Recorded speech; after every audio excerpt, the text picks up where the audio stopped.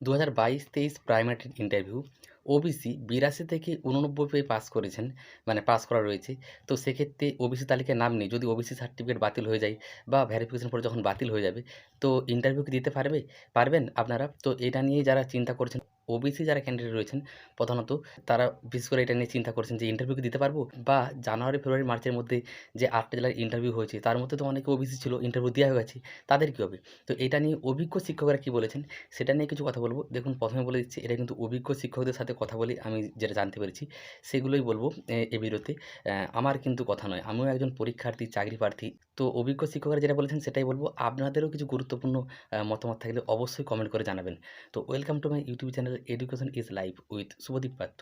শিক্ষাই জীবন। আমরা প্রতিনিয়ত কিছু না কিছু শিখে চলেছি এবং সারা জীবন শিখে চলব। কারণ শিক্ষার কোনো শেষ নেই।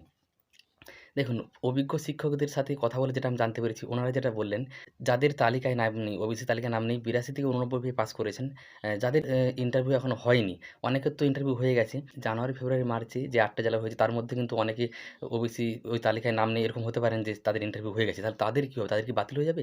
এবং যে ইন্টারভিউগুলো আগামীতে হবে, যে জেলাগুলো এখনো হয়নি, তার মধ্যে যারা রয়েছেন ওবিসির ওই তালিকাতে নাম নেই, কিন্তু ৮২ থেকে ৮৯ পেয়ে পাস করেছেন। তো তাদের ক্ষেত্রে কী হবে? ইন্টারভিউতে কি বসতে পারবে? ওনারা যেটা বলছেন অভিজ্ঞ শিক্ষকরা, নিয়ম অনুযায়ী ৮২ থেকে ৮৯ এর মধ্যে আপনি নাম্বার পেয়ে পাস করেছিলেন টেট, সেই মুহূর্তে যেহেতু এই নোটিশটা লাগু হয়নি, তো 90% ক্ষেত্রে, ঠিক আছে? একদম 100% বলছেন না, 90% ক্ষেত্রে কিন্তু ইন্টারভিউটা আপনারা দিতে পারবেন। কিন্তু যখন মেরিট লিস্ট বের হবে, সেখানে যে আপনি ওবিসির সংরক্ষণ সুবিধাটা পাচ্ছিলেন, সেটা কিন্তু পাবেন না। আপনাকে একদম জেনারেল ক্যান্ডিডেট হিসেবে ধরা হবে। এটা নিয়ম অনুযায়ী। ওই 90% ক্ষেত্রে এটাই হওয়ার সম্ভাবনা বেশি। তার মানে এটাও হচ্ছে, যারা ইন্টারভিউ দিয়ে দিয়েছে ওই জানুয়ারি, ফেব্রুয়ারি, মার্চের মধ্যে, তার মধ্যে যারা ওবিসি রয়েছেন ৮২ থেকে ৮৯ এর মধ্যে পেয়েছেন কিন্তু লিস্টে নাম নেই, বা ধরুন ওবিসি সার্টিফিকেটটা বাতিল হয়ে গেল, সেক্ষেত্রে তারাও নিয়োগ প্রক্রিয়ার সুযোগ পাবে ঠিকই, কিন্তু তাদেরকে জেনারেলদের সাথে কম্পিটিশনটা করতে হবে। ওবিসির যে সংরক্ষণ সুবিধা পাচ্ছিল সেটা কিন্তু আর পাবে না। ওবিসির কাট অফের মধ্যে তারা কিন্তু আর আসতে পারবেন না। তাদেরকে কিন্তু জেনারেল হিসেবে দেখা হবে। মানে এইটার হওয়ার সম্ভাবনাটাই বেশি 90% ক্ষেত্রে। এবার 10% ক্ষেত্রে এরকম হতেও পারে। 90% ক্ষেত্রে কিন্তু তাদের শুধুমাত্র ওবিসি যে সংরক্ষণের সুবিধা পাচ্ছিল, সেই সুবিধাটা আর পাবে না। কিন্তু ইন্টারভিউ দিতে পারবে। যাদের ইন্টারভিউ হয়েছে সেটাও বাতিল হবে না। নিয়োগ প্রক্রিয়াতে অংশগ্রহণ করতে পারবে। মেরিট লিস্টে নাম বেরোবে যদি ভালো ফল করতে পারি। কিন্তু জেনারেলদের সাথে কম্পিটিশনটা হবে। কিন্তু 10% ক্ষেত্রে এটাও হতে পারে, ওনারা বললেন যে হতেও পারে, এটার চান্সটা যদিও খুবই কম। যদি এবার মানে পর্ষদ সভাপতি বা সরকার থেকে এটা বলে যে না, ওদেরকে সম্পূর্ণ বাতিল করে দেওয়া হবে। কোনোরকম নিয়োগ প্রক্রিয়াতে অংশগ্রহণ করানোই হবে না।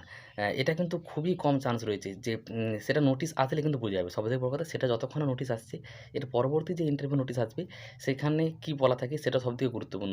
এর পরবর্তী নোটিশ যখন ইন্টারভিউ আসবে, সেখানে সমস্ত কিছুটা পরিষ্কার করা থাকবে।